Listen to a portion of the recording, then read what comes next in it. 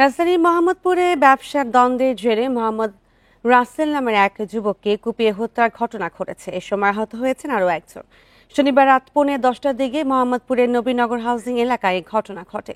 Police জানিয়েছে, রাতে Mohammadpur Nabinagar housing এর 4 নম্বর রোড এলাকায় ধারালো অস্ত্র দিয়ে রাসেলের ঘাড়ে আঘাত করে দুর্বৃত্তরা। পরে গুরুতর আহত অবস্থায় শহীদ সোহরাওয়ার্দী মেডিকেল কলেজ হাসপাতালে নেওয়া হলে চিকিৎসক তাকে মৃত ঘোষণা করেন। হত্যার ঘটনায় 2 জনকে আটক করেছে পুলিশ। মুরগি ব্যবসায় ঘিরে আধিপত্যের জেরে এই হত্যাকাণ্ড হতে পারে বলে ধারণা পুলিশের।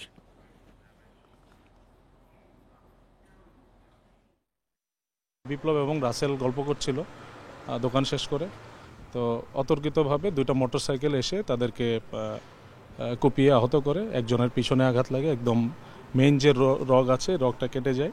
অভিযান পরিচালনা করে পেপার বাবু, যে ঘটনার মূল হোতা, তাকে অ্যারেস্ট করি এবং তার সহযোগী মোবারক, যাকে আমরা ভিডিও ফুটেজ দেখে শনাক্ত করেছি, এবং আহত বিপ্লব, সে নিজেও ছবি দেখে কনফার্ম করেছে যে তারা ঘটনাস্থলে ছিল।